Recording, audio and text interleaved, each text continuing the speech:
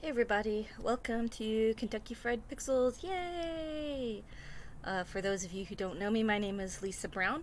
I am a Louisville native and currently working up in Seattle at Bungie, but I do love staying involved with the game dev community, so I'm giving you this keynote today to give you some general game jam tips. I've done a lot of game jams in my time, so take what you will from this. So, my first tip is, or my first couple of tips actually, are for those of you who this isn't your first jam. Maybe you've been doing game jams for a while. So, I'm going to cater some of these tips specifically to you guys, or girls, or people. Um, the biggest one I want to suggest is to try something different. And that's sort of vague and common game jam advice, so let me be specific about what I mean. What I mean is, if you have a tendency to do game jam games, let's say, that are, really based on humor or funny or silly, then maybe try making something really serious or something scary or something that evokes a new emotion that you haven't really played with before.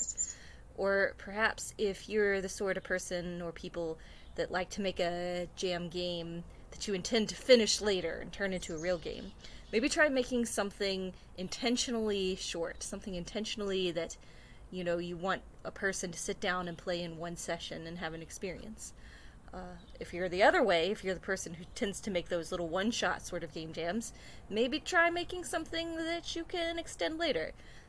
Either way, I really encourage you to think about what you typically make in game jams. Look at the past few games that you've made and think about how can you try something different that's going to expand your skills and expand the experiences that you're making. For first-time jammers and like long-time jammers, uh, always the same set of advice: get sleep, eat well, stay hydrated, especially get sleep. Don't pull any all-nighters. It's not worth it. It's not going to help. It's not going to help for you to stay up for 48 hours straight and make a game. Please get rest. Please fight the stigma that game jams perpetuate or glorify crunch, because you and I know that's not true. But if people are pulling all-nighters and killing themselves over a jam, then you're going to perpetuate the stereotype. So remember, crunch is bad, even in game jam setting. Scope down, figure out something you can make in a reasonable amount of time, even if you only have a few hours a day. Third tip. What's my third tip? I should have written these down and read them as I was recording this, but oh well. Apologies for the background noises. Third tip. Here's an important tip. I learned this from Twitter. It's one of the best tips I've ever learned. If you take a picture of a church, any church, and you rotate it on its side, it makes a spaceship. Very helpful if you can't draw spaceships and you're making a space game. Next tip, try and set some goals for yourself, not just about what the game is you're going to make, but also, what do you want to get out of the experience? Do you want to have fun? And, maybe you've been working really hard and you want to intentionally relax and have fun. Maybe, you want to learn a new skill. Maybe you want to, try something different. Maybe you haven't worked in this particular role before. But set a goal for yourself. That way, regardless of what you make, you can focus on that goal and achieve it, even if maybe you don't end up with the game you thought you were going to make in the beginning. Next tip for beginners. The veterans around you will help you, so check in often for feedback.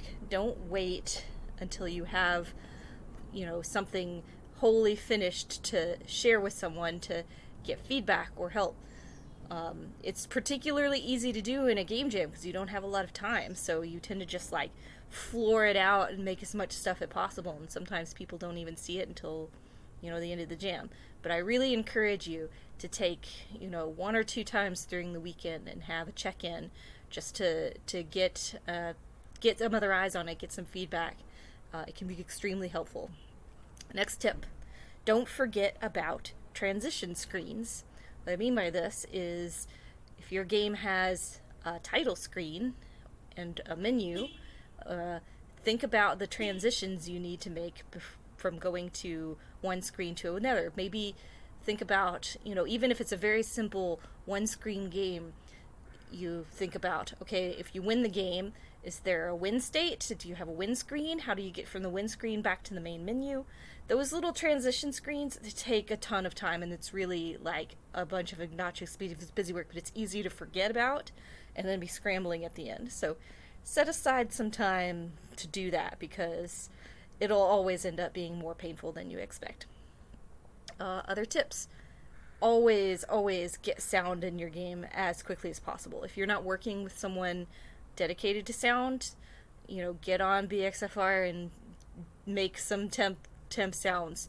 And if you are pressed for time, think about what is the most important set of verbs in your game that you should focus on getting sound for. So for example, if you are making a shooter, what are the most important sounds? You would think that, the shooting, pew pew, that's the most important thing. But I would argue that even more important than that is a sound for when you successfully destroy a target, and a sound for your character getting hurt, because those bits of sound convey an important state of the game back to the player. And so if you could only make 2 sounds for your shooter game, I would prioritize what is going to give your player the most information for their buck. But don't forget about sound. Always super important. Let's see. What other tips? I would say figure out up front how you and your team are going to communicate. I'm assuming that you're all on site, but, how are you going to share files? How are you going to send things back and forth to each other? Are you going to swap USB sticks? Do you have a little Slack channel that you're sharing files between? Figure out those logistics well ahead of time before you start getting in on your game, because you can just make the rest of things go really smoothly. And I always like to leave a set of game jam tips with a design tip. Let's see, a really specific, practical design tip. What's a good one? What have I been running into lately? I would say, here's a good design tip. If you're making an action game where you're platforming and you're jumping off ledges and stuff, think about buffering your frames a little bit when someone jumps off a ledge. So rather than implement it like, oh, if you're not on the ground, you can't jump because that means you just jumped, add like a little timer or a little frame buffer in there, just like a few frames, because that'll prevent the issue that happens where you're running to jump off of a ledge and you're trying to get the maximum amount of distance you can, and you're like just 1 pixel off the ledge, but your brain still thinks you're on the ledge, so you jump, but you don't jump, you just fall to your death because technically you're in the air. Stuff like that. That's something that when I play game jam games, even though I understand they're jam games, it's something that it drives me crazy. So please put frame buffering in your action games. Other than that, I would just say have fun, engage in the community. It's a community event, so make it happen for the community. And good luck to all you jammers. I'm excited to play your games. Have fun. Bye.